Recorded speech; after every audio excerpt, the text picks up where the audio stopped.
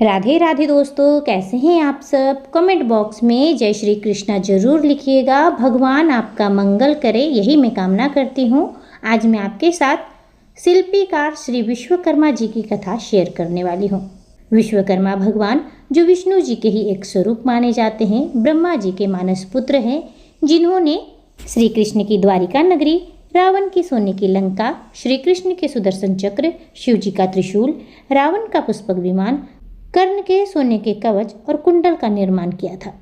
श्री विश्वकर्मा जी के शरण में जो भी व्यक्ति आता है, उसके कारोबार में तरक्की होती है, उसके घर में धन धान्य भर जाता है।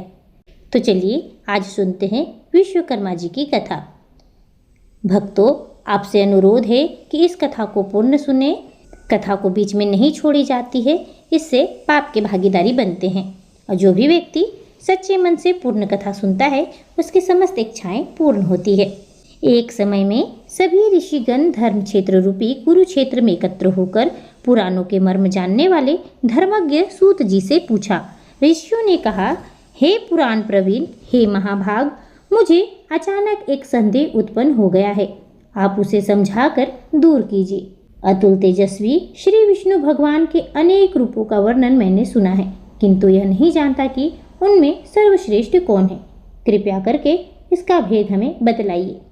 श्री सूत जी ने कहा, हे मुनिगणों, संसार हित के लिए सर्वोत्तम शुभकर प्रश्नों को आप लोगों ने मुझसे पूछा है, उसके लिए मुझको बड़ी प्रसन्नता है।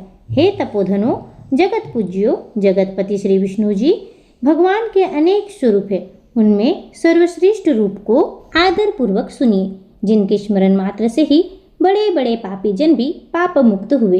इसमें कुछ भी संदेह नहीं है। इसी प्रश्न को एक बार क्षीर समुद्र में श्री लक्ष्मी जी ने भगवान श्री विष्णु जी से पूछा था। लक्ष्मी जी ने कहा, हे जगन्नाथ, भक्तजन आपके अनेक रूपों की भक्ति पूर्वक पृथ्वी पर पूजा करते हैं। हे स्वामीन, वे सब रूप समान ही हैं। यह मुख्य और गौण के विचार से भेद भी है।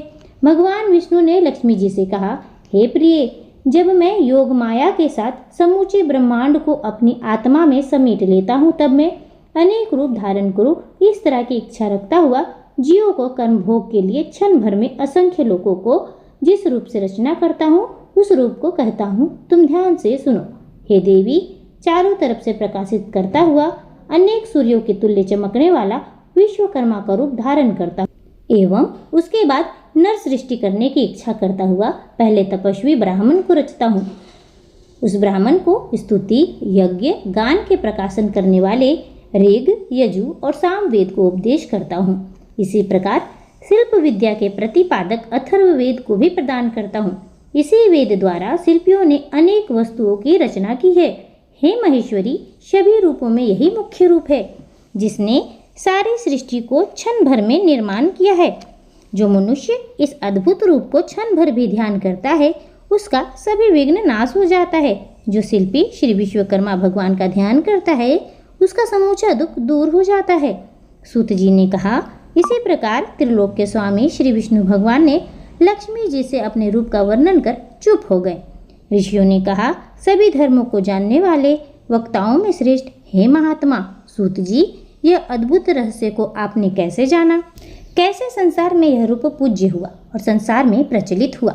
महर्षियों के उत्तर में श्री सूत जी ने कहा, हे मुनिगण, जिस प्रकार से देश के कल्याण कारक समाचार को मैंने सुना, उसे सुनिए। महर्षि अंगिरा नाम की एक ऋषि थे। वे हिमालय के पर्वत के निकट गंगा तट पर बैठकर तपस्या किया करते थे। वर्षा काल में बाहर बैठकर, जाड़े के दिन में ठंडे जल में, गर्मी के दिन धूप में बैठकर तपस्या करते थे, किंतु फिर भी उनके चित्त में शांति नहीं मिली। वे प्यासे मृग के समान दौड़ने लगे। उस समय एकाएक आकाशवाणी हुई कि हे तपोधन, तुम लक्ष्य से भ्रष्ट होकर बेकार श्रम कर रहे हो। जैसे निशान से चूका हुआ बाण लक्ष्य को नहीं काट सकता, वही दशा तुम्हारी हो रही है और लोक में उपहास हो रहा है। उत्पत्ति और संहार करने वाले, संसार में विख्यात, अभिष्ट फल को देने वाले महातेजस्वी, जिनके 5 मुख और 10 हाथ है, सरस्वती एवं महारानी लक्ष्मी से पूजित भगवान श्री विश्वकर्मा की तुम पूजा और ध्यान करो। इस रूप को स्वयं विष्णु भगवान ने क्षीर सागर में मुझसे कहा था, जिसके ध्यान से आज भी शरीर रोमांचित हो जाता है। अमावस्या तिथि को सभी कार्य छोड़ विधि पूर्वक पूजा करो। ऐसी आकाशवाणी सुनकर अंगिरा मुनि संदेह में पड़कर ध्यानस्थ हुए। श्री विश्वकर्मा भगवान के ध्यान से उनके चित्त में शिल्प शास्त्र का भंडार अर्थ सहित अथर्ववेद का ज्ञान हुआ। इसी तत्वज्ञ मुनि अंगिरा ने अपनी बुद्धि से विमान आदि वस्तुओं का आविष्कार किया। श्री विश्वकर्मा भगवान की कृपा ने यह जगत सुखी हुआ, क्योंकि उन्हीं की कृपा से गाड़ी आदि बनाने का ज्ञान प्रसार हुआ। तभी से यह विश्वकर्मा भगवान का रूप संसार में प्रसिद्ध हुआ और परंपरा क्रम से यह कथा मुझे मालूम हुई। हे मुनियों, जो मनुष्य इस कथा को सुनते हैं उन्हें श्रवण मात्र से ही ज्ञान होता है। यह महाज्योति रूप है जो संसार का हितकारी है। वह मनुष्य पापी और कृतधन है जो इनका पूजन और ध्यान नहीं करता है। ऋषियों ने कहा, हे सूत जी, आपसे विश्वकर्मा भगवान के चरित्र को सुनकर अभी हम लोगों की चित्त की तृप्ति नहीं होती है, जैसे देवताओं को अमृत से तृप्ति नहीं होती। इस समय भगवान के चरित्र को सुनने की इच्छा ऐसी बढ़ रही है जैसे भविष्य देने से अग्नि की वृथा होती है। श्री सूत जी ने कहा, हे मुनिसतम, सदगुरु सच्चिदानंद भगवान श्री विश्वकर्मा के सुमनोहर कथा को सावधान होकर आप लोग सुनिए। पूर्व काल में प्रंगद नाम का एक राजा था जो अपने पुत्र के समान प्रजाओं का पालन करते थे। आलस्य त्याग कर धर्म कार्य किया करते थे। प्रेम के साथ प्रजाओं पर शासन करते थे। तलवार आदि शस्त्र से कभी शासन नहीं किया। दरिद्रता से दुखी मनुष्य मेरा शासन मानेंगे, यह उनकी नीति नहीं थी। सर्वदा प्रजाओं को सुखी बनाने में तल्लीन रहा करते थे। अपात्रों को दान देना, दुष्टों की रक्षा मानते थे। अतः कृतधन और दुष्टों के अभाव से उनका राज्य सुखी था। उनके कमल के समान आंख वाली साक्षात सती स्वरूप विदुषी, धर्म कर्म और व्रत करने में श्रद्धा रखने वाली कमला नाम की स्त्री थी। उस प्रजापालक धर्मात्मा राजा के शरीर में दुर्भाग्यवश बहुत कष्ट देने वाला कुष्ठ रोग हो गया। अनेक चिकित्सा करने पर भी रोग दूर नहीं हुआ। रोग से पीड़ित राजा बहुत दुखी हुए। सूत जी के कथन अनुसार ऋषियों ने कहा, हे सुदर्शन, आपकी आज्ञा से शासन करने वाले महात्मा राजा को यह पाप रोग कैसे हुआ? ऐसे धर्मात्मा को भी रोग हो जाता है, तब फिर संसार में धर्म पर कौन विश्वास करेगा? सूत जी ने कहा, वह राजा पहले नास्तिक मत का प्रचार करता था। लोगों में उपदेश करता था कि यह संसार अनादि है, इसका रचयिता विश्वकर्मा आदि कोई नहीं है। संसार को कर्म फल देने वाली यदि विश्वकर्मा नहीं है तो मनुष्य उपकार से उत्पन्न पुण्य फल को कैसे प्राप्त कर सकता है? यदि परोपकारी को पुण्य फल नहीं मिलेगा तो किसी का उपकार कैसे करेगा? ऐसा होने से संसार नाश हो जाएगा। इस हेतु पाखंडियों को दंड अवश्य मिलता है। अनेक जन्मों के पाप और पुण्य का फल एक जन्म में नहीं मिलता, इसमें संदेह मत करो। अब आगे की कथा कहता हूँ, आप लोग सावधान चित्त होकर सुने। राजा को अत्यंत खीन देखकर दुखी मन से रानी बोली। रानी ने कहा, हे राजन, महातेजस्वी पुरोहित उपमन्यु भी आंख की बीमारी से अंधे हो गए हैं। उपमन्यु पुरोहित ने ज्ञान बल से अमावस्या के दिन व्रत कर भगवान विश्वकर्मा की पूजा पाठ करना ठीक समझा। पूजन के दिन उपमन्यु पुरोहित ने एक शाम फलाहार किया और सभी कामों को छोड़कर भगवान विश्वकर्मा की पूजा करना प्रारंभ किया। उसी व्रत के प्रभाव से उनको दिव्य दृष्टि प्राप्त हो गई, जो आज वृद्धावस्था तक उनकी दृष्टि ज्यों की त्यों है। हे महाराज, मैं नम्र भाव से प्रार्थना करती हूँ कि आप भी दिन पालक भगवान विश्वकर्मा की शरण में जाएं। राजा ने कहा, हे प्रिय, तुमने ठीक कहा। इसको सुनकर मेरे चित्त में बहुत उत्साह हो रहा है और निश्चय है कि यह काम भगवान विश्वकर्मा की कृपा से अवश्य ही सफल होगा। यह चित्त के उत्साह से ही मालूम होता है। सूत जी ने कहा, उसी दिन से राजा प्रत्येक अमावस्या को विश्वकर्मा भगवान का पूजन सभी कार्यों को छोड़कर करने लगा। पूजन के प्रभाव से राजा शीघ्र ही कुष्ठ रोग से मुक्त होकर स्वर्ण सदृश दिव्य शरीर वाला हो गया और सुखपूर्वक राजभोग करने लगा। उस समय वे राजा भगवान विश्वकर्मा के चरण कमल में भौरे के समान लीन रहने लगे, अर्थात कभी भी नहीं भूले। जो मनुष्य प्रतिदिन प्रेम पूर्वक भगवान विश्वकर्मा का श्रद्धा भक्ति भाव ध्यान पूजन करता है, वह सभी रोगों से मुक्त होकर अंत में मोक्ष पद को प्राप्त करता है। पुनः सूत जी ने कहा, हे मुनियों, मैंने आप लोगों को श्री विश्वकर्मा भगवान के अद्भुत चरित्र को सुनाया। अब जगत को चकित करने वाले चरित्र का वर्णन करता हूँ। वाराणसी पुर नामक ग्राम में जगत के धार्मिक व्यवहार से चलने वाला एक रथकार अपनी स्त्री के साथ रहता था। अपने कार्य में निपुण व विद्वान रथकार जीवन निर्वाह योग्य वृत्ति के लिए व्याग्र होकर घुमा करता था। इस प्रकार श्रृंगार की भांति घूम घूम कर प्रयत्न करते रहने पर भी भोजन से अधिक धन प्राप्त नहीं कर पाता था। उसकी स्त्री भी पति की तरह पुत्र न रहने के कारण सदा चिंतित रहती थी और वह इसलिए बुढ़ापा कैसे निभेगा इस प्रकार चिंतातुर होकर वह पुत्र प्राप्ति के लिए मठों में जाकर महंतों से आशीर्वाद लिया करती थी। संतान प्राप्ति के लिए कभी कभी दाढ़ी मूछ वाले धूर्तों के पास जाया करती थी, अर्थात भेदभाव को छोड़कर सभी प्रकार के साधु संतों के पास जाती थी। फिर भी नानाविध तंत्र मंत्र द्वारा उपाय करने पर भी उसकी मनोकामना पूरी नहीं हुई। कभी कासकुस के जंगलों में, कभी यमुना के बालू में जल के भ्रम में दौड़ती हुई हरिणी की तरह उसकी दशा हो रही थी। कोई धूर्त मोर के पंखों से, कोई भोजपत्र पर यंत्र लिखकर अपने को तांत्रिक और ओझा कहकर मेरे ऊपर अमुक देवता आते हैं, तुम्हारा मनोरथ पूर्ण कर देंगे, ऐसा कहकर विभूति दिया करते थे। इस प्रकार संतान प्राप्ति की चिंता से चिंतित होकर दोनों स्त्री पुरुष बहुत ही दुखित रहा करते थे। धूर्तों की लीला से विशाल माया जाल में फंसते देखकर एक पड़ोसी ब्राह्मण ने कहा, हे रथकार, संतान के लिए इधर उधर क्यों भटकता फिरता है?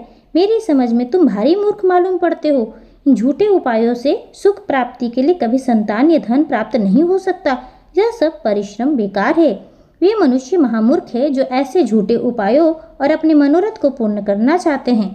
व्यर्थ उद्योग से कार्य सफल नहीं हो सकता।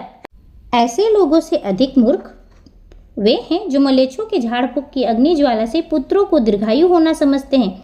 मलेच्छों के फूक से दग्ध कुमाता के पुत्रों को धर्म शास्त्र अनुसार अच्छी बुद्धि नहीं हो सकती। अंततः तुम व्यर्थ के उपायों को त्याग कर केवल परम दयालु भगवान श्री विश्वकर्मा की शरण में जाओ। हे रथकार, उनकी कृपा से तुम्हारा कार्य अवश्य सफल होगा। बिना भगवान विश्वकर्मा की कृपा से कोई भी कष्ट मुक्त नहीं हो सकता। कर्मों के फल देने में भगवान विश्वकर्मा स्वतंत्र है, आगे पीछे करके सुख और दुख दिया करते हैं। यदि यह दुरावस्था तुम्हारे कुकर्मों का फल है तो भगवान विश्वकर्मा देव इस दुख से उद्धार कर दूसरी योनि में अवश्य देगा, क्योंकि वह सर्वशक्तिमान है और अपने निष्कपटी भक्तों को अन्य योनियों में दुख देता है। ईश्वर कर्मों के फल देता है, उसके साधन अनेक है। दुख देने के लिए निसंतान या निर्धन बनाना साधन नहीं है। अंततः सभी कर्मों को छोड़ अमावस्या के दिन व्रत कर भगवान विश्वकर्मा का पूजन कर उनके महात्म्य को सुनो। यथाशक्ति परोपकार में धन खर्च किया करो। महात्मा ब्राह्मण के मुख से ऐसा उपदेश सुनकर रथकार की आंखें खुल गई। परोपकारी ब्राह्मण के चरणों को प्रणाम कर भगवान विश्वकर्मा का ध्यान करते हुए वह अपने घर को गया। उस दिन से धर्मात्मा रथकार श्री विश्वकर्मा जी के चरण कमलों का ध्यान करने लगा और उसकी स्त्री भी झूठे उपायों को छोड़कर भगवान के गुणों में भक्ति करने लगी। अमावस्या तिथि को विधि विधान से व्रत करके रथकार अतिशीघ्र धनवान और पुत्रवान हो गया। उस दिन से उसका कोई भी दिन ऐसा नहीं जाता कि आमदनी नहीं जाने लगा। उसका पुत्र सुशील, गुणी, विद्वान, संध्या वंदन करने वाला और माता पिता का परम भक्त हुआ। इस प्रकार दोनों स्त्री और पुरुष गृहस्थ धर्म का पालन करते हुए सुखपूर्वक जीवन व्यतीत करने लगे। जो मनुष्य भगवान विश्वकर्मा का पूजन ध्यान करता है वह जीवन पर्यंत पुत्र कलत्र के साथ सुखी रहता है। श्री सूत जी ने कहा, हे महर्षियों, विश्वविख्यात श्री विश्वकर्मा भगवान का महात्म्य आप लोगों से मैं पुनः कहता हूँ। आप लोग ध्यान पूर्वक सुने। उज्जैन नगरी में प्रतिष्ठित और उदार बुद्धि का एक धर्मात्मा सेठ रहता था। उसका खजाना कुबेर के भंडार सदृश मणि माणिक्य से सदा भरा रहता था। उसके आसपास कोई भी ऐसा मनुष्य नहीं था जो विवाह कार्य हेतु मामला मुकदमा लड़ने या रोग संकट से मुक्ति के लिए उसके धन न लिया हो। परोपकार में धन खर्च हो जाने पर सेठ दरिद्र होकर पंख में फंसे हुए हाथी की तरह दुख पाने लगा। उस सेठ को पूरा भरोसा था कि उपकृत की मित्र हमारी सहायता अवश्य करेंगे, किंतु उसकी आशा व्यर्थ हुई। कोई भी कृत धन मित्र उसकी सहायता पहुंचने को तैयार नहीं हुआ। धनहीन होते ही उसके मित्र कुछ ही दिनों में शत्रु बन गए और उनकी निंदा करने लगे। उसके पहले के मित्र सेठ को देखते ही आंख बचाकर चल देते, क्योंकि स्वार्थी मित्र आपत्ति काल में साथ नहीं देते। ऐसी नीच प्रवृत्ति वाले मनुष्यों के व्यवहार से सेठ को संसार से घृणा हो गई। वह कृतधनों के मुख पर थूकते हुए अपने नगर को छोड़कर जंगल में चला गया। कंदमूल फल खाकर वह अपना जीवन व्यतीत करने लगा। जंगल में संयोग से किसी मनुष्य को देख लेता तो घृणावश उससे देखते ही दूर भाग जाता था। एक बार घूमते घूमते सेठ निर्जन वन में चला गया और वहां देखा कि पर्वत की गुफा में पदासन लगाए शांत चित्त में बैठे तमस मुनि तपस्या कर रहे हैं। सेठ ने मुनि को पशु समझकर उसके समीप जाकर तमाशे की इच्छा से बैठ गया। सेठ को समीप में बैठे हुए देखकर मुनि ने पूछा, कुशल तो हो, किधर से घूमते हुए पधारे हो? पशु को मनुष्य की भाषा बोलते देखकर सेठ को बड़ा संदेह होने लगा। प्रश्न किए जाने पर उसने आदि से अंत तक का सभी बात उस महर्षि से कह सुनाया। इतना सुनकर मुनिवर ने सेठ से कहा कि यदि तुमको पापियों और कृतधनों से घृणा है तो फिर विश्वकर्मा भगवान से विमुख क्यों हो? हे सेठ, सभी सुखों को भोगने वाले उसी देव ने तुमको रचा है, जिसने समूचे संसार को रचकर कर्म अनुसार व्यवस्था की है। उनको त्याग कर तुम कैसे सुखी हो सकते हो?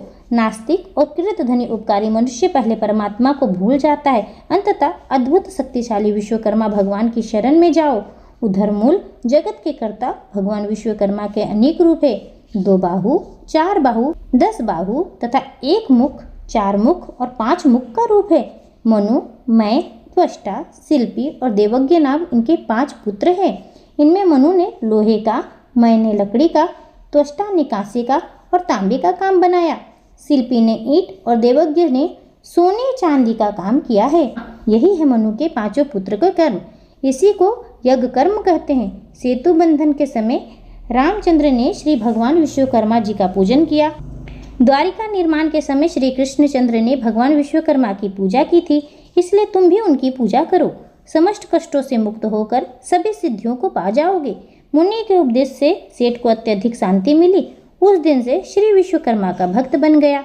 उनके आराधन पूजन से उनका सभी पाप दूर हो गया और अंत में देवत्व प्राप्त करके स्वर्ग में सुख करने लगा। जो मनुष्य भक्ति युक्त चित्त से भगवान विश्वकर्मा का ध्यान करता है वह उनके चरण कमलों की भक्ति प्राप्त करता है। श्री विश्वकर्मा के पवित्र यश को जो बुद्धिमान मनुष्य सुनता है वह पृथ्वी के सभी सुखों को प्राप्त कर अंत में भगवान विश्वकर्मा के शाश्वत पद को प्राप्त करता है। श्रोतागण, मैंने आपको श्री विश्वकर्मा जी के कथाओं का वर्णन किया है। उम्मीद है कि आपने प्रेम भक्ति पूर्वक सुना होगा। भगवान आपके समस्त इच्छाओं को पूर्ण करे। तो प्रेम सहित बोलते हैं, श्री हरि विश्वकर्मा जी की जय हो।